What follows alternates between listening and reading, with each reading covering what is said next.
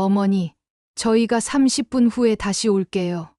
그 말이 거짓말인 줄 몰랐습니다. 안녕하세요. 저는 올해 72이 된 김영숙입니다. 추석 아침 5시 알람보다 먼저 눈이 떠졌어요. 72년을 살면서 몸에 밴 습관이었죠. 창밖으로 새벽 공기가 차갑게 스며들었습니다. 오늘은 남편 산소에 가는 날이었어요. 남편이 세상을 떠난 지 3년째 명절 때마다 아들네 가족과 함께 성묘를 갔습니다.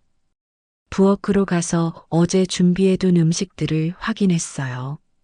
나물, 전, 과일. 하나하나 정성껏 준비한 것들이었죠.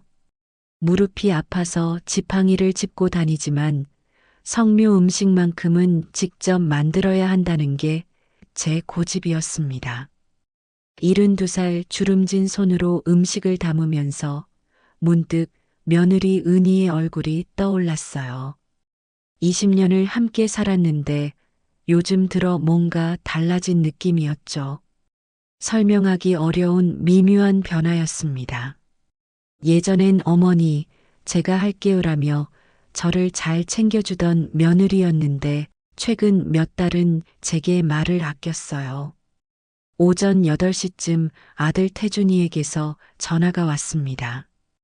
오전 9시에 도착한다는 말과 함께 준비가 되었냐고 물었어요.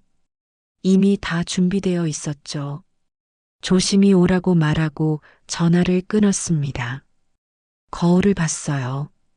흰머리가 가득한 72살 할머니의 얼굴이 보였죠. 주름이 깊게 패였지만 오늘만큼은 단정하게 보이고 싶었습니다. 남편 산소에 가는 날이니까요. 옷장에서 깨끗한 옷을 꺼내 입었어요. 허리가 굽어서 옷 입는 것도 힘들었지만 천천히 준비했습니다. 거울 앞에서 머리를 빗으면서 남편 생각이 났어요. 그러고 나서 혼잣말을 했습니다. 여보, 오늘 갈게요. 아들네 가족이랑 같이 가요. 저는 얕은 미소를 지었죠. 3년이 지났지만 여전히 남편이 그리웠습니다. 오전 9시 정각, 밖에서 차 소리가 들렸어요. 현관문을 열고 나가니 아들 태준이가 운전석에서 내려 짐을 들어주겠다고 했습니다. 괜찮다고 했지만 태준이가 음식 보따리를 받아들었어요. 뒷좌석에는 며느리 은희가 앉아 있었습니다. 창문을 내리고 저를 봤죠. 어머니, 타세요. 목소리가 평소보다 차가웠습니다. 아니, 원래 이랬나? 내가 너무 예민한 건가? 싶었어요. 차 뒷좌석에 탔습니다. 손녀 민지는 옆에 앉아 휴대폰만 보고 있었어요. 할머니 왔는데 인사는 해야 한다고 말했죠. 아, 네. 안녕하세요, 할머니. 건성으로 대답하더니 다시 휴대폰을 봤어요. 대학생이 된 손녀는 이제 할머니에게 관심이 없는 것 같았습니다. 서운했지만 요즘 젊은 애들이 다 그렇다고 생각하며 넘겼어요. 차가 출발했습니다. 시골길을 벗어나 고속도로로 접어들었죠. 창밖 풍경이 빠르게 지나갔어요. 추석 연휴라 차들이 많았습니다. 앞좌석에서 은희와 태준이가 작게 이야기를 나눴어요. 무슨 말인지 잘 들리지 않았지만 제 이야기를 하는 것 같았죠. 가끔 제 쪽을 흘끔 보는 게 느껴졌습니다. 가슴 한구석이 불편했어요. 뭐라 설명할 수 없는 느낌이었죠. 72년을 살면서 쌓인 직감 같은 거였습니다. 뭔가 이상했어요. 괜한 생각이겠지. 추석이고 좋은 날이잖아. 스스로에게 그렇게 말하면서 창밖을 바라봤습니다. 하지만 가슴속 불편함은 쉽게 가시지 않았어요. 1시간쯤 달렸을까요? 차가 산길로 접어들었습니다. 좁고 구불구불한 길이었어요. 남편 산소는 산중턱에 있었죠. 조용하고 경치 좋은 곳이라고 남편이 생전에 직접 고른 자리였습니다. 차가 산소 입구에 멈춰 섰어요. 태준이가 먼저 내렸고 트렁크에서 음식 보따리를 꺼냈죠. 저도 차에서 내렸습니다. 무릎이 욱신거렸지만 참았어요. 산소까지는 좁은 길을 따라 5분 정도 걸어 올라가야 했습니다. 지팡이를 짚고 천천히 걸었어요. 태준이가 제 팔을 잡아주며 천천히 가라고 했죠. 고맙다는 말을 했습니다. 뒤에서 은희와 민지가 따라왔어요. 민지는 여전히 휴대폰을 보면서 걸었죠. 성묘 오는 날인데도 휴대폰에서 눈을 떼지 못했습니다. 산소에 도착했어요. 남편의 묘비가 보였죠. 남편의 이름이 새겨진 비석 앞에 섰습니다. 가슴이 먹먹해졌어요. 여보, 저 왔어요. 추석이라 태준이네랑 여보 보러 같이 왔어요. 혼잣말을 하면서 무릎을 꿇었어요. 무릎이 아팠지만 남편 앞이니 제대로 절을 해야 했죠. 음식을 하나하나 꺼내서 상을 차렸습니다. 태준이와 은희도 절을 했어요. 민지는 대충 고개만 숙였죠. 성묘가 끝나고 다들 일어섰습니다. 그때였어요. 은희가 태준이를 쳐다보며 눈빛을 주고받았죠. 뭔가 신호 같은 게 오가는 게 느껴졌습니다. 제 심장이 빠르게 뛰기 시작했어요. 은희가 저에게 다가왔습니다. 어머니, 저희가 잠깐 화장실 좀 다녀올게요. 산 아래 휴게소까지 갔다 와야 해서요. 뭔가 이상했어요. 하지만 며느리의 목소리가 너무 침착했죠. 그래서 뭔가 이상한 느낌은 들었지만 다녀오라고 말했습니다. 여기서 기다리겠다고요. 아마 30분이면 돌아올 거예요. 여기서 편히 계세요. 은희가 제 가방을 보더니 말했습니다. 혹시 휴대폰 가지고 왔냐고 충전해 주겠다고 했어요. 산에서 배터리 나가면 위험하다면서요. 가방에서 휴대폰을 꺼내 건넸어요. 은희가 받아서 자기 가방에 넣었죠. 태준이와 민지도 따라 내려가기 시작했습니다. 저는 산소 앞에 혼자 남았어요. 가족들의 뒷모습을 보면서 이상한 기분이 들었죠. 30분이면 오겠지. 그렇게 생각하면서 가족들이 산길을 내려가는 모습을 쳐다봤습니다. 나무 사이로 보이다가 금방 사라졌죠. 무릎이 아파서 더 이상 서 있기 힘들었어요. 남편 묘비 옆 돌담에 기대어 앉았습니다.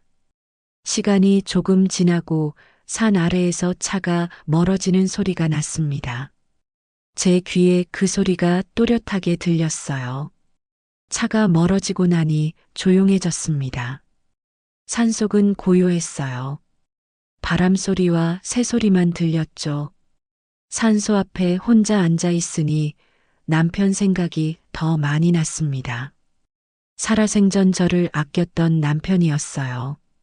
함께 농사 지으며 평생을 살았죠.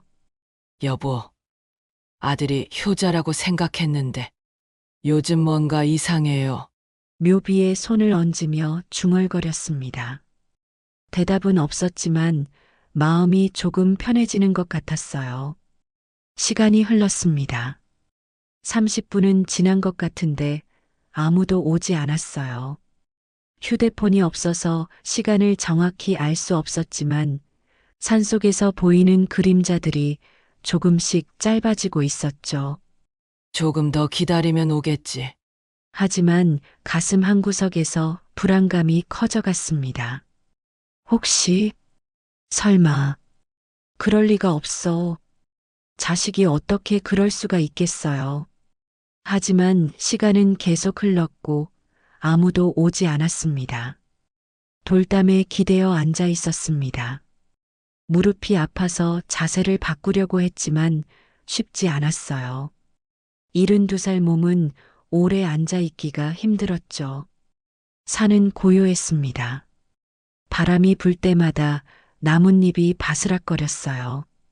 새들이 지저귀는 소리가 들렸죠. 아래쪽에서는 다른 성묘객들이 오가는 소리가 희미하게 들렸습니다.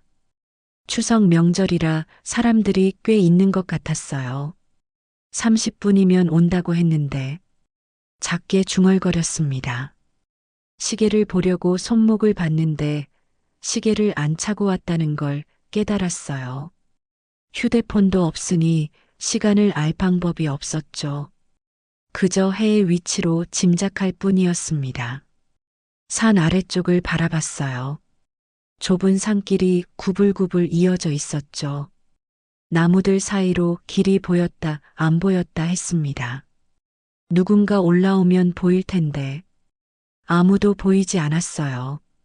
바람이 조금 차갑게 느껴졌습니다.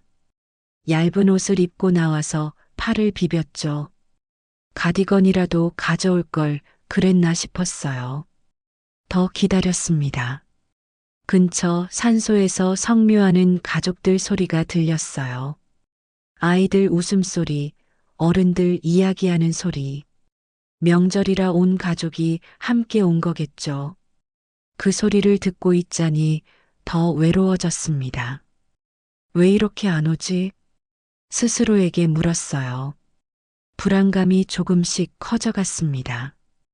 해가 더 높이 떠올랐어요. 그림자가 짧아지고 있었죠. 아마 11시쯤 된 것 같았습니다. 이미 1시간은 기다린 셈이에요. 다리가 저려서 일어나려고 했습니다. 지팡이를 짚고 천천히 일어났어요. 무릎이 욱신거렸죠. 몇 걸음 걸어보니 다리에 힘이 없었습니다. 산길을 내려가 볼까 생각했지만 길이 너무 가파르고 돌이 많았어요. 넘어지면 큰일 날 것 같았죠. 다시 돌담에 앉았습니다. 선택의 여지가 없었어요. 그 와중에 배가 너무 고팠습니다. 아침을 거르고 나왔거든요. 성묘 음식을 보니 상이 그대로였어요. 가족들이 급하게 내려가느라 음식을 다 두고 간 거죠. 나물과 과일이 상 위에 그대로 남아 있었습니다. 손을 뻗어 배 한 조각을 집어 먹었어요. 입에 넣었지만 맛을 느낄 수 없었죠. 목구멍으로 억지로 넘겼습니다. 해가 중천에 떠 있었어요. 완전히 정오가 된 것 같았습니다. 이미 2시간은 기다린 셈이죠. 가슴이 두근거리기 시작했어요. 뭔가 잘못됐어. 입 밖으로 말이 나왔습니다. 목소리가 떨렸어요. 오전 내내 다른 성묘객들이 오갔어요. 가족들이 함께 와서 절을 하고 음식을 나누는 소리가 들렸죠. 하지만 점심때가 지나자 사람들이 하나둘 떠나기 시작했습니다. 추석 명절이라 집으로 돌아가는 거겠죠. 남편 묘비를 바라봤어요. 여보, 이거 이상한 거 맞죠? 2시간이나 지났는데 안 오는 게 말이 돼요? 대답은 없었습니다. 묘비는 그저 조용히 서 있을 뿐이었어요. 눈물이 날 것 같았지만 참았습니다. 아니야, 아직 아니야. 뭔가 사정이 있을 거야. 차가 고장 났거나 아니면. 하지만 어떤 변명을 생각해도 2시간은 너무 길었어요. 어느새 오후가 되었습니다. 해가 서서히 서쪽으로 기울기 시작했어요. 그림자가 점점 길어졌죠. 오후 2시쯤 된 것 같았습니다. 목이 말랐어요. 물 한 방울 없었죠. 입술이 바싹 말라갔습니다. 화장실도 가고 싶었지만 산길을 내려갈 수가 없었어요. 무릎이 너무 아팠거든요. 온몸이 굳어가는 것 같았습니다. 허리도 아프고 무릎도 아프고 72년을 살면서 이렇게 힘든 적이 있었나 싶었어요. 이게 설마 차마 입 밖으로 나오지 않는 말이 있었습니다.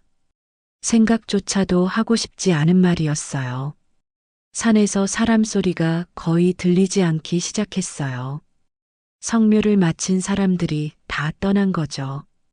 가끔 차 시동 거는 소리가 멀리서 들렸습니다.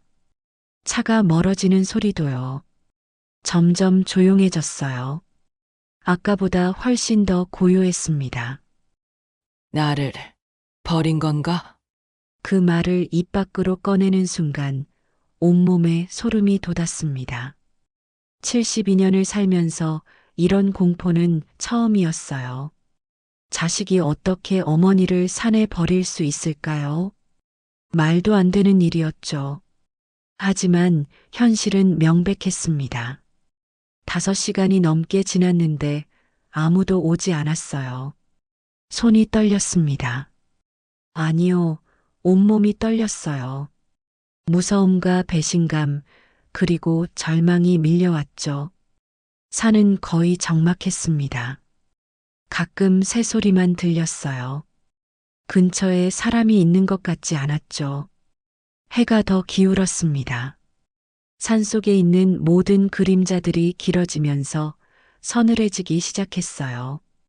아까보다 바람이 차가웠습니다. 팔을 감싸 안았지만 추위가 스며들었어요. 추석인데, 명절인데. 어떻게 중얼거렸지만 대답은 없었어요. 산은 그저 고요할 뿐이었습니다. 배고픔보다 더 큰 게 두려움이었어요. 이 산에서 밤을 보내야 한다는 공포가 엄습했습니다. 성묘 음식 중에 남은 과일을 조금 더 먹었습니다. 저녁을 대신해야 했거든요. 물이 없어서 목이 말랐지만 참을 수밖에 없었죠. 해가 산 너머로 넘어가기 시작했습니다. 저녁 노을이 하늘을 붉게 물들였어요. 평소 같으면 아름답다고 느꼈을 텐데 그날은 그저 무서웠습니다. 곧 어두워질 거라는 신호였으니까요. 제발 와줘. 하늘을 보며 기도했어요. 누구에게 하는 기도인지도 모릅니다. 그저 누군가 와주기를, 이 악몽이 끝나기를 바랄 뿐이었죠. 해가 완전히 넘어갔어요. 산에 어둠이 내리기 시작했습니다. 나무 사이로 마지막 햇살이 사라졌죠. 아무도 오지 않았어요. 밤이 오고 있었습니다. 결국 어둠이 깔렸습니다. 산은 칠흑같이 어두워졌어요.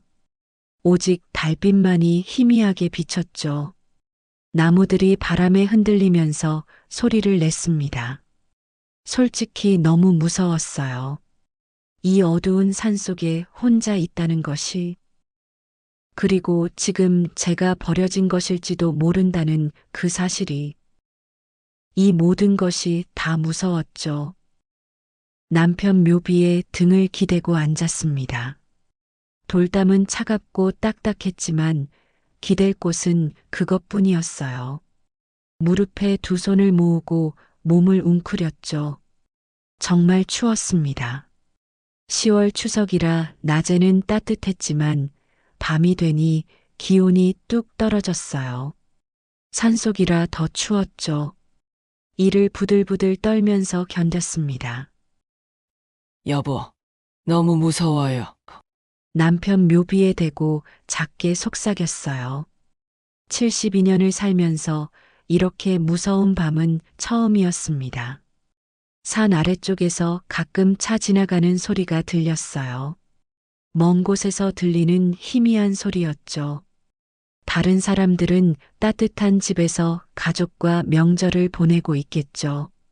하지만 저는 명절에 어둡고 추운 이 산 속에 혼자 남겨졌어요. 시간이 얼마나 지났을까요? 밤은 끝없이 길었습니다. 추위와 공포, 그리고 배신감이 온몸을 짓눌렀어요. 눈을 감았다 뜨기를 반복했습니다. 잠들면 안 될 것 같았거든요. 혹시 무슨 일이 생길까봐 두려웠어요. 하지만 너무 피곤했습니다. 눈꺼풀이 무거웠어요. 그렇게 밤을 보냈습니다. 끝없이 긴 밤이었죠. 새벽이 밝아왔습니다. 동쪽 하늘이 조금씩 밝아지기 시작했어요. 어둠이 걷히면서 산의 윤곽이 보였죠. 살았구나. 그런 생각이 들었어요. 밤을 무사히 보냈다는 안도감이 밀려왔습니다. 하지만 동시에 절망감도 밀려왔어요. 낮이 밝았는데도 아무도 오지 않는다면 온몸이 뻐근했습니다. 밤새 딱딱한 돌담에 기대고 있었으니까요. 일어나려고 했지만 몸이 말을 듣지 않았어요. 무릎이 굳어버린 것 같았죠. 지팡이를 짚고 천천히 일어났습니다. 다리가 휘청거렸어요. 몇 걸음 걷는 것도 힘들었죠. 이러다 여기서 죽는 건가? 그런 생각이 들었습니다. 솔직히 무서웠어요. 해가 떠올랐습니다. 추석 다음 날 아침이었어요. 햇살이 따뜻했지만 제 마음은 얼어붙어 있었죠. 그때였습니다. 산 아래에서 차 소리가 들렸어요. 그리고 소리가 점점 저와 가까워지고 있었죠. 심장이 뛰기 시작했습니다. 혹시 온 건가? 기대를 가졌어요. 하지만 동시에 두려웠죠. 만약 우리 가족이 아니라면, 태준이네가 아니라면, 잠시 뒤 산길을 따라서 중년 남자가 올라왔습니다. 모르는 사람이었어요. 목소리가 놀란 것 같았습니다. 나무 사이로 남자가 보였습니다. 50대쯤 돼 보이는 남자였어요. 제 모습을 보더니 깜짝 놀라는 표정이었죠. 할머니, 여기서 뭐 하세요? 혹시 밤새 여기 계셨어요? 목소리가 제대로 나오지 않았어요. 입술이 바싹 말라 있었죠. 남자가 급하게 다가왔습니다. 제 상태를 보더니 얼굴이 굳었어요. 자신을 택시기사 이종국이라고 소개했습니다. 오늘 아침 일찍 아버지 산소에 성묘 왔다가 저를 발견했다고 했어요. 아버지 산소가 바로 저 아래쪽이라면서요. 그리고 지금 당장 병원 가야 한다고 했습니다. 괜찮다고 말하려 했지만 빨리 가야 한다면서 제 팔을 잡아줬습니다. 산길을 내려가는 게 힘들었습니다. 무릎이 아파서 걸음을 제대로 뗄 수가 없었어요. 이종국 씨가 제 팔을 꼭 잡아줬죠. 어떻게 밤새 여기 계셨냐고 물었습니다. 가족들이 잠깐 간다고 했는데 안 왔다고 말했어요. 어제 추석 성묘 왔다가 30분 후에 온다고 했는데 밤새 안 왔다고요. 이종국 씨는 믿을 수 없다는 표정이었습니다. 세상에 이게 말이 되냐며 이건 명백한 노인 유기이고 범죄라며 경찰에 신고해야 한다고 했죠. 괜찮다고 말했지만 이종국 씨는 단호했어요. 우선 이종국 씨의 차에 탔습니다. 따뜻한 차 안이 정말 천국 같았어요. 히터를 틀어주니 조금씩 몸이 녹는 것 같았죠. 병원으로 향했습니다. 차창 밖으로 추석 연휴 풍경이 보였어요. 사람들은 평화롭게 명절을 보내고 있었죠. 차 안에서 이종국 씨가 제 나이를 물었습니다. 72이라고 하니 자기 어머니 나이랑 비슷하다고 했어요. 어머니를 일찍 여의었는데 그래서 할머니들을 보면 더 안쓰럽다고 했습니다. 저는 이종국 씨에게 고맙다는 말을 했어요.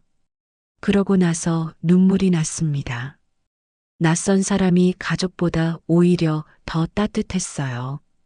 병원에 도착했습니다. 응급실로 갔죠. 의사가 진찰을 했어요. 탈수 증상이 너무 심하신 상태라서 링거를 맞으셔야겠어요. 혹시 어디 다치신 곳은 없으세요? 무릎이 많이 아프다고 말했습니다.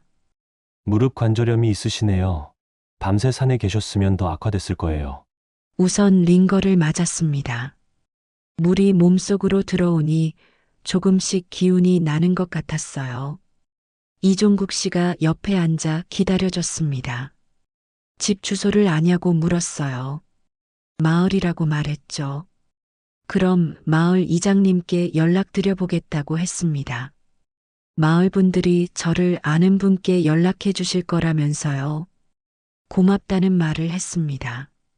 링거를 맡고 있는 동안 이종국 씨가 마을 이장님에게 연락했어요. 연락을 받은 마을 이장님이 곧바로 제 친구 순자에게 연락을 해서 제 상황을 알렸죠. 링거를 다 맞을 때쯤 순자가 도착했습니다. 순자는 저의 50년 지기 친구였어요. 영수가 무슨 일이야? 산에서 밤을 보냈다고? 순자가 제 손을 꼭 잡았습니다. 순자가 제 손을 잡자 순간 눈물이 그렁그렁해졌어요. 영수가 도대체 무슨 일이야? 아들네가 왜 그랬어? 저는 순자에게 나도 모르겠다라고 말했어요. 하지만 이제는 이건 확실한 것 같다고 말했어요. 정말 나를 버린 것 같다고요. 세상에 이게 말이 돼? 경찰에 신고해야 해. 전 일단 빨리 집에 가고 싶다고 말했습니다. 우리 집에 가고 싶다고요. 순자가 알았다며 집에 가자고 했어요. 이종국 씨에게 감사 인사를 했습니다. 그분이 아니었으면 어떻게 됐을지 몰라요. 이종국 씨는 괜찮다며 부디 건강하시라고 했어요. 혹시 필요하신 거 있으면 언제든 연락하라며 명함까지 주고 갔습니다. 선량한 사람이었어요. 순자 차를 타고 집으로 향했습니다. 제 집은 한적한 시골 마을에 있는 집이었어요. 다행히 병원에서 대략 30분 정도 밖에 안 걸린 것 같았어요. 집 앞에 도착했습니다. 문을 열려고 열쇠를 꺼냈어요. 그런데 열쇠가 안 맞았습니다. 이상한데. 다시 열쇠를 넣어봤지만 역시 안 맞았어요. 자물쇠가 바뀐 거예요. 영수가 자물쇠가 새 거잖아. 누가 바꿨어? 모르겠다고 말했어요. 저는 바꾼 적 없다고요. 가슴이 철렁 내려앉았습니다. 누군가가 제가 없는 사이에 자물쇠를 바꾼 거예요. 순자가 이장님한테 부탁해서 문 열자고 했어요.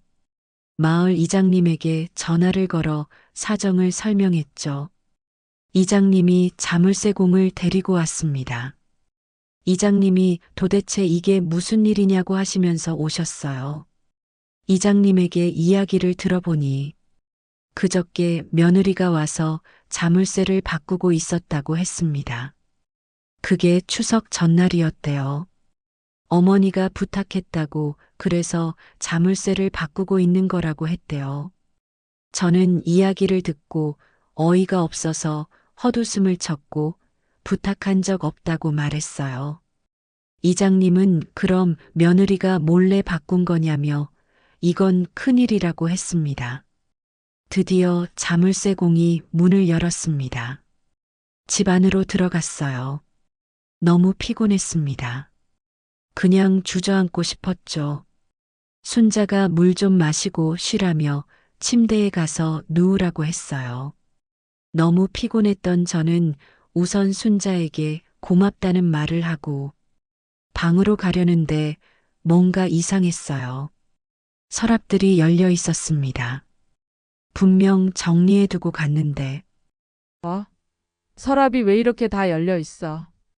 불길한 예감이 들었어요. 급하게 서랍장으로 갔습니다. 중요한 서류들이 사라져 있었어요. 토지 등기권리증, 도장, 통장 모두 없었습니다. 없어. 다 없어.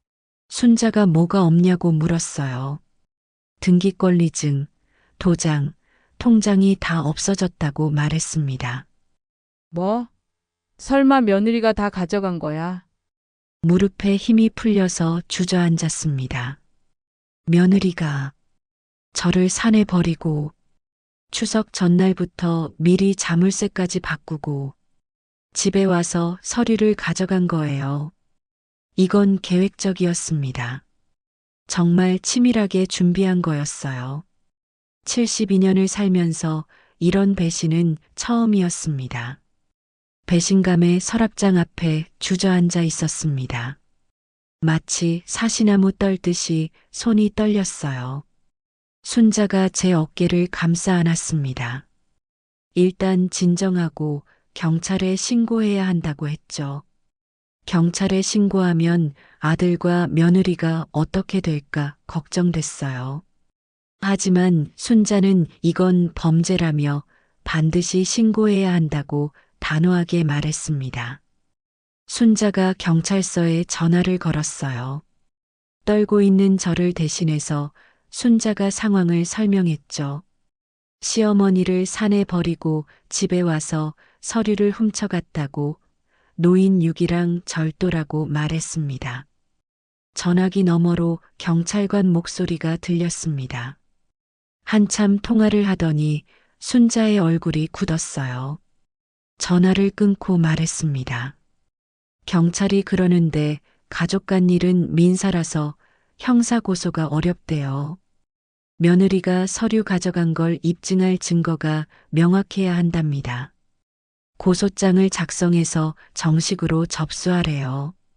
그리고 변호사랑 상담하는 게 좋겠대요. 고개를 끄덕였습니다. 하지만 막막했어요. 변호사는 어떻게 찾아야 하고 고소장은 또 어떻게 쓰는 건지.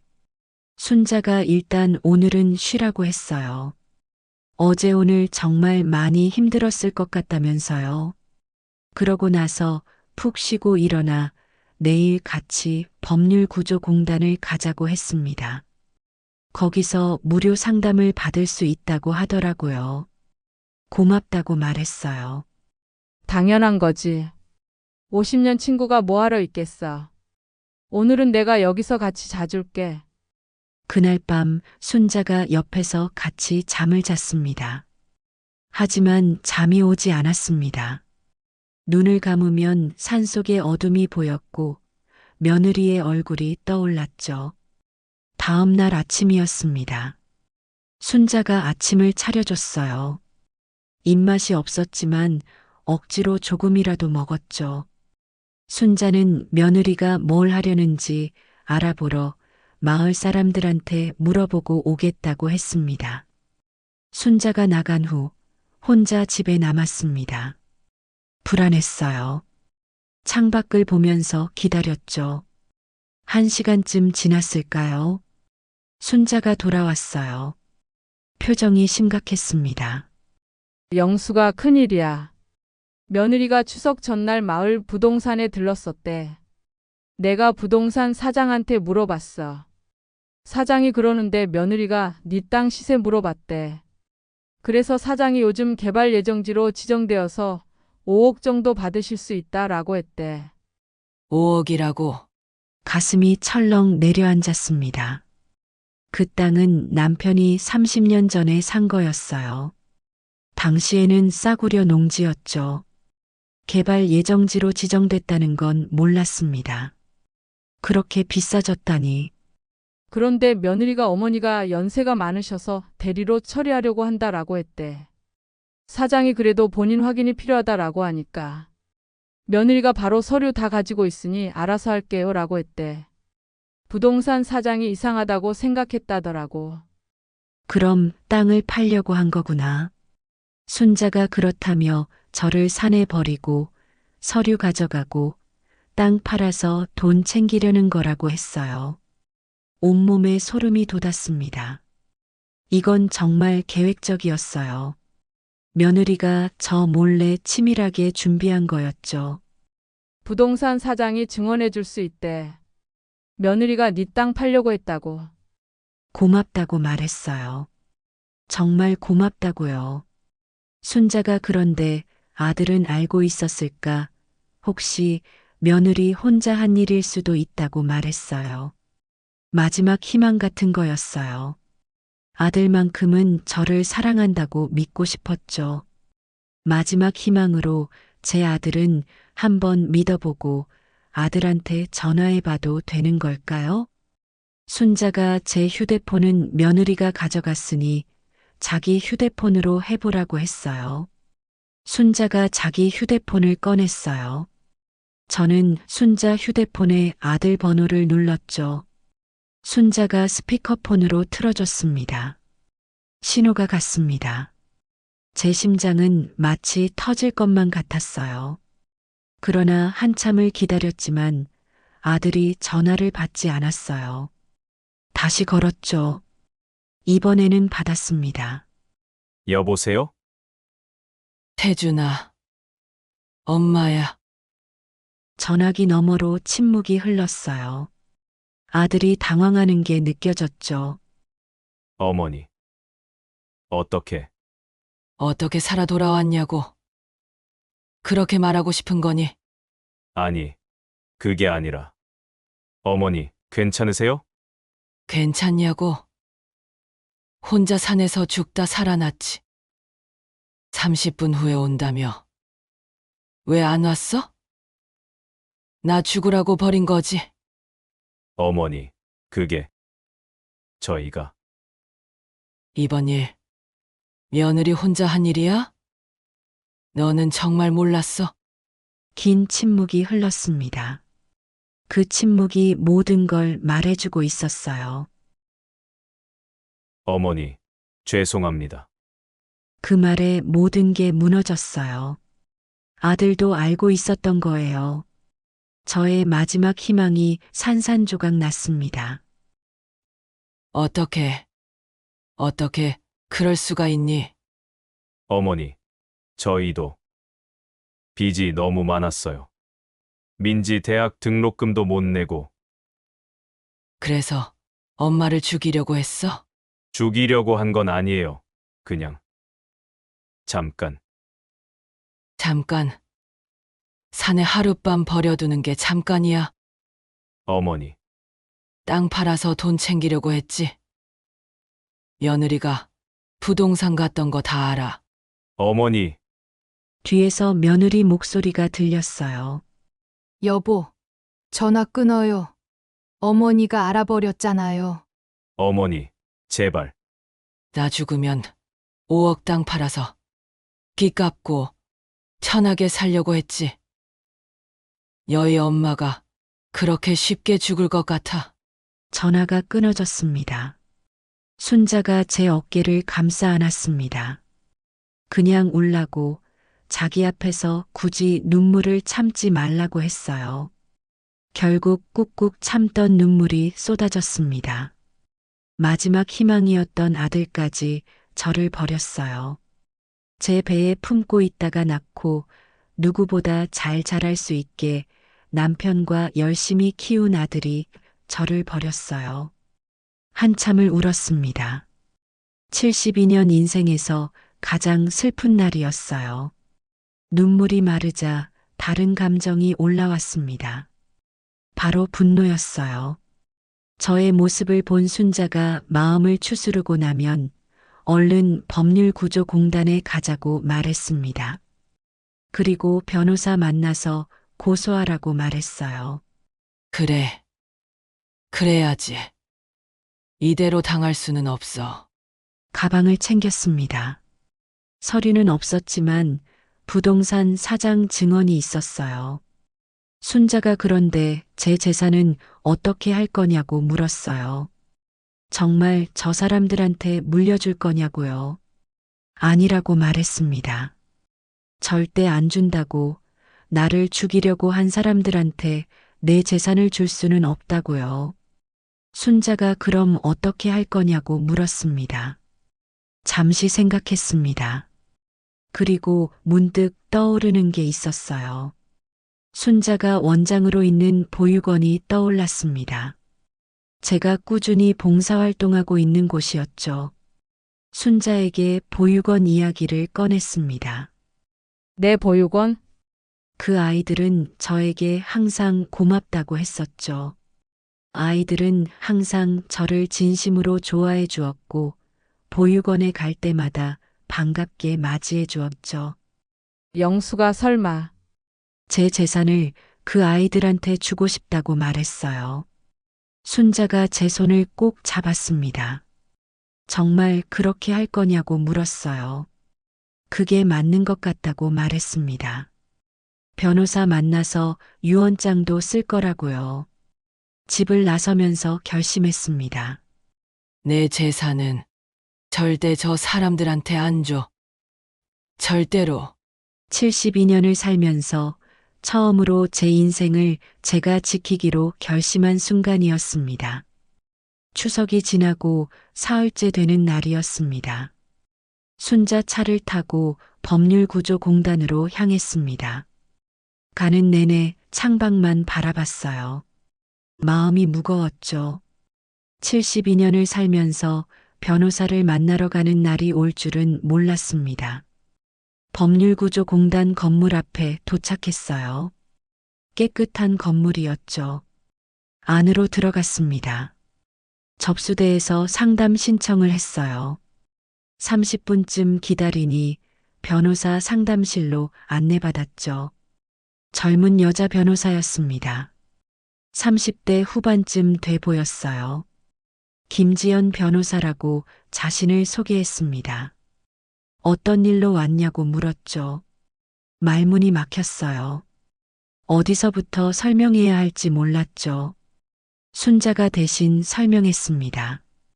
추석날 산에 버려진 일, 자물쇠 바뀐 일, 서류 도난, 며느리의 땅 매각 시도, 모든 걸 말했어요.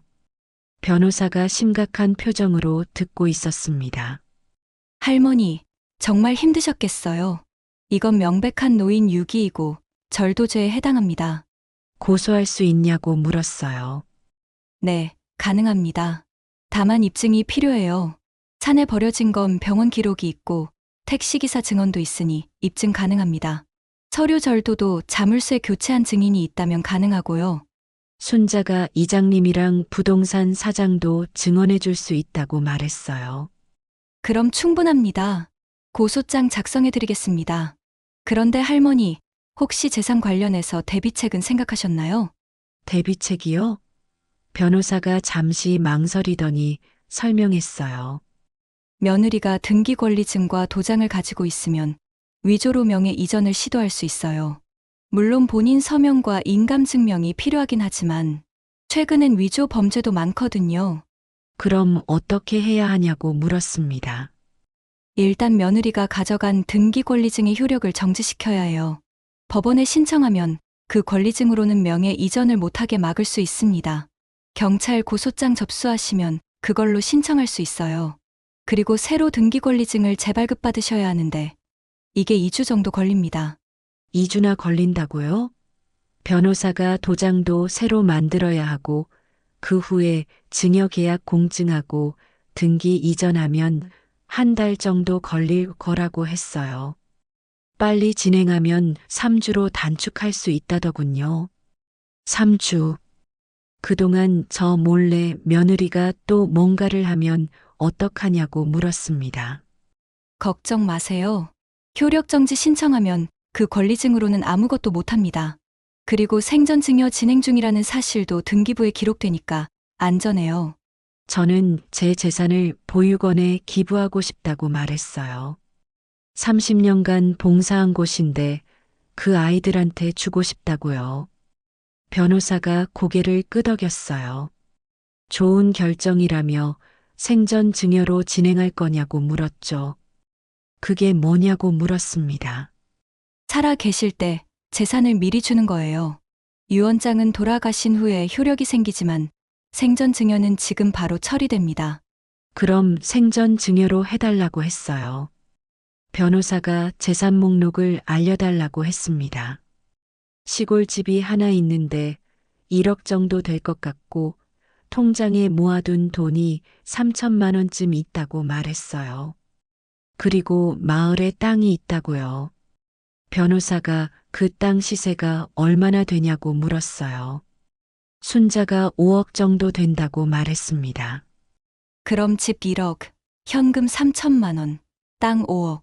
총 6억 3천만 원 정도 되시네요. 그렇게나 된다니. 변호사가 전액을 기부하면 생활비는 어떻게 할 거냐고 물었어요. 생각하지 못한 부분이었습니다. 순자도 생활비는 남겨둬야 한다고 했죠. 변호사가 계산해 주었어요. 생활비를 빼고 5억을 기부하는 게 좋겠다고 했습니다. 그리고 보육원 같은 사회복지시설에 기부하면 증여세가 전액 면제된대요. 단, 보육원이 정식 등록된 비영리법인이어야 한다고 했죠. 순자가 자신이 운영하는 보육원은 정식 등록되어 있다고 말했어요. 얼마나 걸리냐고 물었습니다. 변호사가 서류 준비하고 공증받으면 일주일 정도 걸린다며 빨리 진행하려면 최대한 빠르게 도와주겠다고 했어요. 부탁한다고 말했습니다. 최대한 빠르게 진행하고 싶다고요. 변호사가 서류를 꺼냈습니다. 설명을 들으면서 하나하나 작성했어요. 상담이 끝나고 밖으로 나왔습니다. 순자가 제 손을 꼭 잡으며 잘했다고, 정말 잘 결정했다고 말했어요. 집으로 돌아가는 길이었습니다. 차 안에서 며느리가 혹시 또 뭔가 하지 않을까 하는 생각에 불안했습니다. 그런 생각을 뒤로하고 집에 도착했습니다. 순자가 혹시 집에 이상한 거 없나 잘 살펴보라고 했어요. 거실로 들어가 주변을 둘러봤어요. 그때 탁자 위에 뭔가 놓여 있는 게 보였습니다. 종이 한 장이었죠. 먼지가 살짝 앉아 있었어요. 먼지를 보니 꽤 전에 놓고 간 것 같았습니다. 손이 떨렸지만 종이를 집었습니다. 요양원 입소 신청서였습니다. 제 이름으로 작성되어 있었고 보호자란에는 며느리 이름이 적혀 있었어요. 이거 추석 전날 며느리가 자물쇠 바꿀 때 이미 놓고 간 거구나. 그때부터 이미 계획한 거구나. 너를 산에 버리고 요양원에 보내고. 신청서를 자세히 봤습니다. 입소 예정일이 일주일 후로 되어 있었어요. 보호자 서명란에는 며느리 사인이 되어 있었죠. 온몸에 소름이 돋았습니다. 며느리가 저를 강제로 요양원에 보내려고 했던 거예요. 그리고 제가 요양원에 가 있는 동안 땅을 팔 생각이었던 거죠. 다리에 힘이 풀렸습니다. 소파에 주저앉았어요. 산에 버리는 것도 모자라서 이제는 요양원에 강제로 보내려고. 순자가 제 옆에 앉으며 이거 그대로 우선 사진으로 찍어두자고 했어요. 증거라면서요. 순자가 자기 휴대폰으로 요양원 신청서를 찍었어요. 여러 장 찍었죠. 이거 가지고 다시 변호사한테 가자고 추가 증거라고 말했습니다. 하지만 저는 일어날 힘조차 없었습니다. 72년을 살면서 이렇게 무너진 적이 없었어요. 아들과 며느리가 정말 저를 없애려고 했던 거예요. 산에 버려서 죽이려고 했고 그게 실패하자 요양원에 강제로 보내려고 했던 거죠. 눈물이 흘렀습니다. 이번에는 슬픔이 아니라 분노의 눈물이었어요. 순자에게 말했습니다. 절대 용서 못한다고. 당연하지. 용서할 필요 없어. 제 재산 한 푼도 안 줄 거라고 말했어요. 보육원에 다 기부할 거라고요. 요양원 신청서를 손에 꽉 쥐었습니다. 구겨졌지만 상관없었어요. 이게 증거였습니다. 며느리가 얼마나 악독한 사람인지 보여주는 증거였죠. 창밖을 봤습니다. 해가 기울고 있었어요. 하루가 또 지나가고 있었죠. 이제 시작이야. 작게 중얼거렸습니다.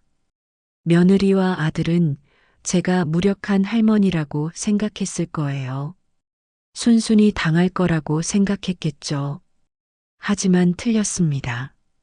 저도 싸울 수 있어요. 제 재산을 지킬 수 있고 제 인생을 제가 결정할 수 있었죠. 순자가 물을 가져다 줬습니다. 한 모금 마셨어요. 목이 타들어가는 것 같았지만 물을 마시니 조금 나아졌죠. 순자가 내일 다시 변호사한테 가자고 말했어요. 이 신청서를 보여주자고요. 그리고 생전 증여 서류를 빨리 진행하자고요. 알았다고 대답했습니다. 순자가 도와주겠다고 했어요. 그날 밤 저는 또 잠을 이룰 수 없었습니다. 하지만 산에서 보낸 밤과는 달랐어요. 두려움이 아니라 분노로 가득했죠. 며느리와 아들의 얼굴이 떠올랐습니다. 그 사람들이 제게 했던 모든 일들이 머릿속을 스쳐 지나갔어요. 하지만 이제는 다릅니다. 너희가 날 버렸지만 난 살아남았어. 그리고 내 재산은 너희 손에 절대 안 들어가. 혼잣말을 하면서 창밖의 달을 바라봤습니다. 새로운 시작이었습니다. 일주일이 지났습니다. 고소장을 접수한 지 일주일째 되는 날이었어요. 순자가 아침 일찍 왔죠. 며느리한테 출석 통지서 갔을 거라고 말했어요. 경찰이 이틀 전에 발송했다고 연락 왔었거든요. 지금쯤이면 아마 알았겠죠. 순자가 조심하라고 했어요. 며느리가 찾아올 수도 있다고요. 말이 끝나기 무섭게 집 밖에서 차 소리가 들렸어요. 제 심장이 쿵 하고 내려앉았습니다. 역시나 아들 차였어요. 차 안에서 사람들이 내렸습니다. 며느리 은희, 아들 태준, 그리고 손녀 민지까지 있었어요. 은희가 제 쪽으로 걸어왔습니다. 얼굴이 잔뜩 일그러져 있었어요. 어머니, 날카로운 목소리였습니다. 분노가 가득했죠. 뭐 하러 왔어? 뭐 하러 왔냐고요? 어머니가 우리를 경찰에 고소했다면서요? 그래. 고소했어. 어떻게 그럴 수가 있어요? 우리가 어머니 자식인데. 자식. 나를 산에 버린 사람들이 자식이라고? 태준이가 다가왔습니다. 고개를 숙이고 있었어요. 어머니, 죄송합니다. 죄송하다고 하면 다야? 나 그날 밤에 죽을 뻔했어. 손녀 민지가 조용히 제 옆으로 왔습니다. 할머니, 일주일 전에 엄마 아빠가 싸우는 거 들었어요. 엄마가 경찰에서 출석 통지 왔다. 어머니가 고소했다라고 소리치는 거 들었어요. 그래서 인터넷으로 찾아봤어요. 민지야, 민지의 눈에 눈물이 고여 있었어요. 제 손을 잡았죠. 민지야, 넌 잘못 없어. 은희가 소리쳤습니다. 민지야, 거기서 뭐 하는 거야? 이리 와. 싫어요. 엄마가 잘못한 거잖아요. 뭐라고? 할머니를 산에 버렸잖아요. 그게 사람이 할 짓이에요. 은희의 얼굴이 새빨개졌어요. 너가 뭘 안다고? 우리 집 사정도 모르면서. 무슨 사정이 있어도 할머니를 죽일 수는 없어요. 민지야, 진정해. 아빠도 마찬가지예요. 아빠도 알고 있었잖아요. 순자가 제 옆으로 바짝 붙으며 집 안으로 들어가자고 말했어요. 여기서 말하지 말고요. 하지만 은희가 제 앞을 가로막았어요. 어머니, 고소 취하하세요. 싫어. 취하 안 하시면 우리 집안 망가져요.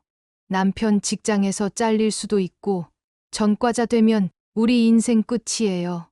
근데 기어코 그런 꼴을 보시겠다는 거예요. 이제 그건 내가 상관할 게 아니지. 어머니, 제발요. 그리고 땅도 팔지 마세요. 어차피 나중에 우리 거 될 건데. 뻔뻔하네. 고소당한 주제에 상속 타력? 당연하잖아요. 어머니 돌아가시면 그 땅 우리가 상속받는 거 맞잖아요. 그러니까 지금 팔면 안 돼요. 그 말에 웃음이 나왔습니다. 허탈한 웃음이었어요. 너희한테 상속 꿈깨. 네. 그 땅 이미 다른 데 주기로 했어. 뭐라고요? 생전 증여로 보육원에 기부하기로 했어.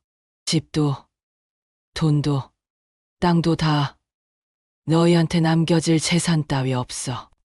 은희의 얼굴이 새하얗게 변했어요. 그게 무슨 소리예요? 내 재산 전부 보육원에 줄 거야. 어머니, 그건 안 돼요. 왜 안 돼? 내 돈인데 내 마음대로 쓸 거야. 안 돼요. 그건 우리 거예요. 너희 거? 언제부터 내 재산이 너희 거였어? 우리가 그동안 얼마나 힘들게 살았는데, 그 돈으로 빚도 갚고 살아야 하는데, 절대 안 돼요. 우리 거예요. 그건 너희 문제야. 나랑 상관없어. 은희가 소리를 질렀습니다. 이 할멈이 우리 인생 망치려고 작정했어. 뭐? 지금 뭐라고 했어? 닥쳐요. 당신은 가족도 아닌 제3자가 왜 껴요? 민지가 앞으로 나섰습니다. 엄마, 그만해요. 민지야, 너도 어른들 일에 끼지 말고 가만히 있어. 전 할머니 편이에요. 부모님이 잘못한 거예요. 은희가 민지를 때리려고 손을 들었어요. 하지만 태준이 막았죠. 여보, 진정해. 당신도 가만히 있어. 당신이 제대로 했으면 이런 일이 생겼겠어? 부부가 싸우기 시작했습니다. 저는 그 광경을 조용히 바라봤어요. 순자가 집 안으로 들어가자고 말했어요.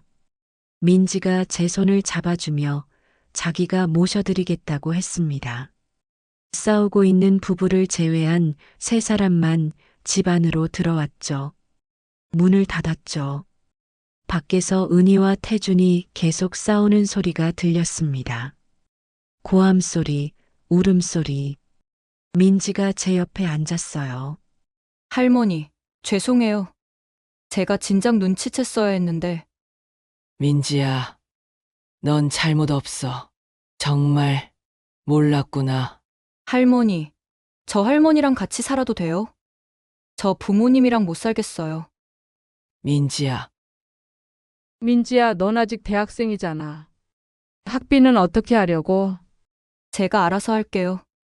휴학하고 알바해서 돈 모으고 장학금 신청하고 1년 정도 휴학해도 돼요. 그게 저런 부모님이랑 사는 것보다 나아요. 제가 도와줄 수 있으면 돕겠다고 말했습니다. 할머니, 괜찮아요. 제가 할 수 있어요. 할머니는 할머니 일에만 신경 쓰세요. 밖에서 차 시동 거는 소리가 들렸습니다. 은희와 태준이 떠나는 거였어요. 창문으로 보니 차가 떠나고 있었어요. 하지만 민지는 남았죠. 할머니, 제가 지켜드릴게요. 부모님이 또 뭔가 하지 못하게요. 손녀를 안아줬습니다. 따뜻했어요. 가족 중에 단 한 명, 민지만이 제 편이 되어줬어요. 그날 밤 민지가 제 집에서 잤습니다. 순자도 함께 있어줬죠. 세 사람이 거실에 앉아 차를 마셨어요. 순자가 이제 어떻게 할 거냐고 물었어요. 생전 증여를 빨리 진행해야 한다고 말했습니다. 3주 안에 끝내야 한다고요. 할머니, 제가 도와드릴게요. 서류 준비하는 거, 은행 가는 거, 다 같이 갈게요. 고맙다고 말했습니다. 창밖을 봤습니다. 달이 떠 있었어요. 이제 얼마 남지 않았어. 혼잣말을 했습니다. 며느리와의 전쟁이 끝나가고 있었어요. 고소 접수 후 열흘이 지났습니다. 경찰서에서 연락이 왔어요. 조사를 하겠다는 통보였죠. 피해자인 저와 피의자인 며느리, 아들을 모두 불러서 조사하겠다고 했습니다. 순자가 함께 가주겠다고 했습니다. 그리고 민지도 같이 가겠다고 했어요. 조사일 아침이 밝았습니다. 옷을 단정하게 입었어요. 거울을 보니 72살 할머니의 얼굴이 보였지만 눈빛만큼은 흔들리지 않았죠. 방밖 거실에서 민지가 준비되었냐고 물었어요. 저는 방문을 열며 가자고 대답했습니다. 경찰서로 향했습니다. 손자가 운전을 했고 민지가 옆에 앉아 제 손을 잡아줬어요. 경찰서에 도착하니 며느리와 아들이 먼저 와 있었습니다. 그 둘은 경찰서 입구 앞에 서 있었어요. 며느리는 제 쪽을 쳐다보더니 고개를 돌렸죠. 저희는 그 둘을 무시한 채 민원실로 들어갔습니다. 경찰관이 저희를 안내했어요. 피해자분과 피의자분들은 각각 다른 조사실에서 조사받게 된다고 했습니다. 먼저 피해자인 할머니부터 조사하겠다고 했어요. 저는 조사실로 들어갔습니다. 순자와 민지도 함께 들어갔어요. 조사관이 앉아 있었습니다. 40대 여자 경찰관이었어요. 할머니, 추석 당일 성묘를 가셨다고요? 네. 아들네 가족이랑 같이 남편 산소에 갔어요. 그때 무슨 일이 있었나요? 성묘를 마치고 며느리가 30분 후에 온다고 하고 내려갔어요. 게다가 제 휴대폰도 가져갔죠. 충전해준다면서 그 후에는요? 안 왔어요. 30분이 지나고 1시간이 지나고 해가 질 때까지도 안 왔어요. 그래서 저는 그날 밤을 산에서 보냈습니다. 조사관이 기록을 하면서 고개를 끄덕였어요. 병원 기록을 보니 탈수 증상이 심했다고 하던데 라고 조사관이 물었습니다. 물도 없고 음식도 별로 없고 무릎은 아프고 밤새 떨면서 겨우겨우 견뎠다 라고 말했어요. 택시 기사 분이 발견하셨다고요? 네. 이종국 씨가 다음 날 아침에 우연히 지나가다가 저를 발견했어요. 그분이 아니었으면 목이 메었습니다. 그날의 공포가 다시 떠올랐어요. 조사관이 괜찮냐고 물었어요. 민지가 제 손을 꼭 잡아줬습니다. 괜찮다고 대답했어요. 그리고 집에 돌아갔더니 자물쇠가 바뀌어 있었다고요? 네. 며느리가 추석 전날 미리 바꿔놨어요. 이 부분은 마을 이장님이 증언해 주실 수 있어요. 서류, 도난 거는요? 집에 들어가 보니 등기권리증, 도장, 통장이 다 없어졌어요. 며느리가 가져간 거죠. 며느리가 그 서류로 뭘 하려고 했나요? 땅을 팔려고 했어요. 5억짜리 땅이 있거든요. 부동산 사장이 증언해 줄 수 있어요. 며느리가 시세 물어보고 팔겠다고 했대요. 조사관이 서류를 넘기면서 읽었습니다. 증거가 충분하다고 하더니 마지막으로 여쭤본다며 물었어요. 정말 며느리와 아들이 의도적으로 할머니를 버린 거라고 생각하세요? 네, 저를 산에서 죽게 하거나 아니면 요양원에 보내서 재산을 빼앗으려고 했어요. 순자가 서류를 꺼냈습니다. 요양원 입소 신청서라며 며느리가 제 이름으로 작성해 놨다고 말했어요. 조사관이 서류를 받아봤습니다. 조사관의 얼굴이 굳었어요. 이건 본인 동의 없이 작성한 거라며 이것도 증거로 제출하라고 했습니다. 조사가 끝났습니다. 조사관이 조사 내용을 토대로 사건을 검토한 후 검찰 송치 여부를 결정하겠다며 결과는 2주 내로 통보하겠다고 했어요. 그럼 기소될 수 있냐고 물었습니다. 증거가 충분하시니 긍정적으로 검토될 것 같습니다. 다만 최종 결정은 검찰에서 합니다. 감사하다고 말했습니다. 그러고 나서 조사실을 나와 민원실에서 잠시 앉아 있었어요. 조사관이 조사 끝났으니 피의자들도 조사 중이라 먼저 가도 된다고 했습니다. 민지가 조사 잘 끝났냐고 물었어요. 경찰관이 증거가 충분하다고 했다고 대답했습니다. 경찰서 밖으로 나가려는데 며느리와 아들이 다른 쪽 출구로 나가는 게 보였어요. 그 순간 눈이 마주쳤죠. 태준이가 입을 열려다가 그냥 고개를 숙였습니다. 며느리는 제 쪽을 쏘아봤어요. 저는 아무 말 없이 돌아섰습니다. 주차장으로 걸어가는데 뒤에서 발걸음 소리가 들렸어요. 돌아보니 태준이었죠. 어머니, 뭐야? 태준이가 제 앞에 섰습니다. 고개를 푹 숙이고 있었어요. 어머니. 죄송합니다. 제가 정말 잘못했습니다. 이제 와서 사과. 어머니, 제발 합의해 주세요. 너 방금 합의라고 했니? 너희가 날 죽이려고 했는데 합의라는 소리가 나와? 죽이려고 한 건 아니에요. 그냥 잠깐. 잠깐. 일교차가 큰 10월에 그 높은 산에 하룻밤 버려두는 게 잠깐이야? 어머니, 제발. 그때 며느리가 다가왔습니다. 여보, 그만해요. 저 할멈한테 빌어봤자 소용없어요. 뭐라고? 어차피 법정에서 만날 텐데 여기서 뭐 하는 거예요? 좋아. 법정에서 보자. 거기서 네가 한 짓 다 밝혀질 거야. 그러세요. 저희도 변호사 선임할 거예요. 어머니가 멀쩡하지 않다는 걸 증명할 거예요. 민지가 앞으로 나섰습니다. 엄마, 정신 차려요. 할머니는 멀쩡하세요. 민지야, 넌 가만히 있어. 아니요. 저는 절대 가만히 안 있을 거예요. 제가 법정에서 증언할게요.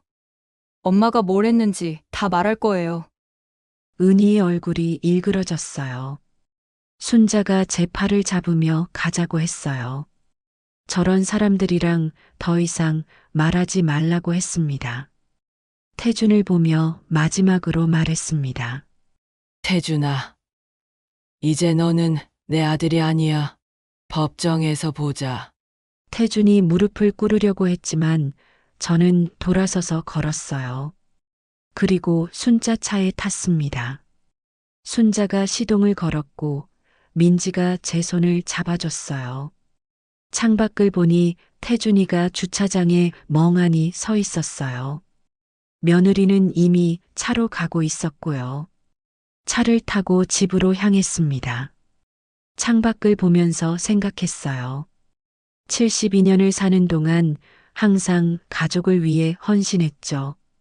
남편을 위해, 아들을 위해, 며느리를 위해.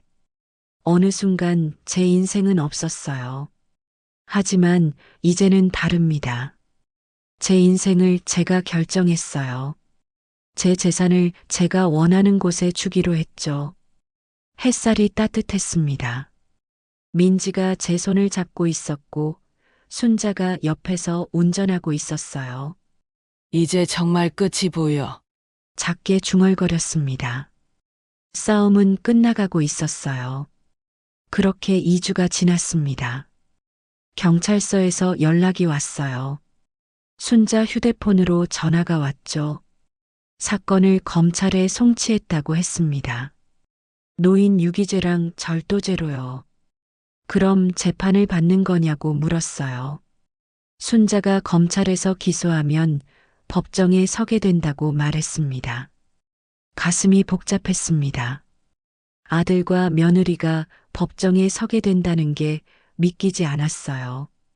하지만 그들이 한 일을 생각하면 당연한 결과였죠. 그 즈음 서류 재발급도 완료됐습니다. 등기권리증, 세도장, 통장 모두 다시 제 손으로 돌아왔어요. 김 변호사에게 연락했습니다. 생전 증여 절차를 시작하기로 했죠.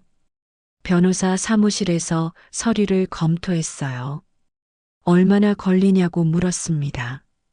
변호사가 서류 준비하고 공증받으면 일주일 정도 걸린다며 이번에도 빨리 진행될 수 있도록 최선을 다해 도와주겠다고 했어요. 서명을 마쳤습니다. 72년 인생에서 가장 확고한 순간이었어요. 3주 후 모든 증여 절차가 완료됐습니다. 순자와 민지랑 함께 보육원으로 갔습니다. 보육원 아이들이 모여 있었어요. 영숙 할머니께서 우리 보육원에 큰 도움을 주셨다고, 앞으로 너희가 더 좋은 환경에서 공부하고 생활할 수 있게 됐다고 순자가 아이들에게 말했어요. 아이들이 박수를 쳤습니다. 한 아이가 저에게 와서 말했습니다. 할머니, 저 이제 피아노 배울 수 있어요. 할머니 덕분이에요. 감사합니다. 눈물이 났습니다. 이 아이들의 꿈을 위해 쓰이는 거라면 제 평생이 헛되지 않았어요. 민지가 제 손을 잡아주며 할머니는 정말 멋지다고 말했어요. 시간이 흘러 수사가 진행됐고 기소가 결정됐어요. 반년이 지나서야 재판이 시작됐죠. 저도 법정에 섰습니다. 피해자 증인으로요. 판사 앞에서 그날의 이야기를 했어요. 산에 버려진 일, 밤을 보낸 공포, 서류를 도난당한 일. 며느리와 아들은 피고석에 앉아 고개를 숙이고 있었습니다. 피고인들, 할 말 있습니까? 태준이 일어났습니다. 죄송합니다. 제가 정말 잘못했습니다. 하지만 저는 그 말을 듣고 있을 수 없었어요. 이미 끝난 관계였죠. 재판 결과가 나왔습니다. 며느리는 징역 1년 6개월에 집행유예 2년, 아들은 징역 1년에 집행유예 2년이었어요. 실형은 아니었지만 전과자가 됐죠. 며칠 후 소식을 들었어요. 노인 유기 사건이 언론에 보도되면서 태준이네 회사에서 문제가 됐대요. 결국 태준이는 권고사직을 당했습니다. 소식을 들었지만 마음이 움직이지 않았습니다. 그들이 선택한 길이었으니까요. 그리고 저는 작은 집을 구해 손녀 민지와의 생활을 시작했습니다. 민지는 휴학했다가 복학했어요. 장학금을 받아서 학비 걱정은 덜었고 카페 알바를 하면서 생활비를 벌었습니다. 어느 날 민지가 말했어요. 할머니, 저 사회복지학과로 전과하려고요. 저도 할머니처럼 어려운 사람들을 돕고 싶어요. 민지야, 정말 네. 할머니가 제 인생을 바꿨어요. 저도 누군가의 인생을 바꾸고 싶어요. 가슴이 뭉클했습니다. 제가 민지에게 좋은 영향을 준 거예요. 어느 날 저녁, 민지가 저녁을 차려줬어요. 둘이서 조용히 밥을 먹었죠. 할머니, 요즘 행복하세요? 행복해. 너 같은 손녀가 있어서. 할머니가 제일 멋있어요. 72살에 인생을 다시 시작하시잖아요. 다시 시작이라기보다는 처음으로 내 인생을 사는 것 같아. 창밖을 봤습니다. 저녁 노을이 아름다웠어요. 72년을 살면서 배운 게 있습니다. 진짜 가족은 혈연이 아니라 마음이라는 것. 헌신과 사랑은 다르다는 것. 나이가 들어도 새로운 시작을 할 수 있다는 것. 그리고 가장 중요한 것은 제 인생의 주인은 저라는 거예요. 순자가 가끔 찾아왔습니다. 영수가 후회 없어? 하나도 없어. 지금 생각해도 이게 맞는 선택이었어. 넌 정말 대단해. 나이 들어서 이렇게 용기 내기 쉽지 않은데. 순자야, 네가 없었으면 못했을 거야. 고마워. 우리 앞으로도 오래오래 건강하게 살자. 그래, 그러자. 보육원에 자주 갔습니다. 아이들과 함께 음식을 만들고 이야기도 나눴어요. 어느 날 한 아이가 물었어요. 할머니는 왜 저희한테 이렇게 잘해주냐고요. 너희가 할머니한테 진짜 가족 같기 때문이라고 말했습니다. 사랑은 혈연으로 정해지는 게 아니라고요. 추석이 다시 왔습니다. 작년 추석, 남편 산소가 있는 산에 버려졌던 그 사건이 어느새 1년 정도 지난 거였죠. 남편 산소에 갔습니다. 이번에는 민지와 순자와 함께요. 묘비 앞에 섰습니다. 여보, 1년이 지났어요. 그동안 많은 일이 있었죠. 하지만 이제 괜찮아요. 나 이제 행복해요. 바람이 불었습니다. 남편이 대답하는 것 같았어요. 민지가 제 손을 잡아줬습니다. 순자가 옆에 서 있었고요. 이게 진짜 가족이구나. 그렇게 생각하면서 산을 내려왔습니다. 작년과 같은 길이었지만 이번에는 달랐어요. 혼자가 아니었고 버려진 게 아니었으니까요. 집으로 돌아가는 길 민지와 순자가 내년에도 같이 성묘 가자고 말했습니다. 저는 둘에게 고맙다고 말하며 창문을 바라봤습니다. 해가 저물고 있었죠. 따뜻한 저녁 노을이 하늘을 물들였어요. 72년 인생에서 가장 평화로운 순간이었습니다. 나이 들어서도 새로운 인생을 시작할 수 있다는 걸 깨달았어요. 사랑 없는 곳을 떠나는 것도 용기고, 진짜 가족을 찾는 것도 용기였죠. 그리고 무엇보다 제 인생을 제가 선택하는 게 가장 큰 용기였습니다. 이제는 누구를 위해서가 아니라 저를 위해 살고 있어요. 그게 정말 행복이었습니다. 제 이야기를 끝까지 들어주셨다면 댓글로 잘 들었어요. 혹은 따뜻한 응원 한마디 적어주세요. 여러분의 댓글과 좋아요는 저에게 큰 힘이 됩니다. 그리고 여러분도 항상 건강하시고 행복하세요. 구독과 알림 설정을 해주시면 다음 이야기를 빠르게 만나보실 수 있습니다. 더 좋은 이야기로 또 찾아뵙겠습니다. 감사합니다.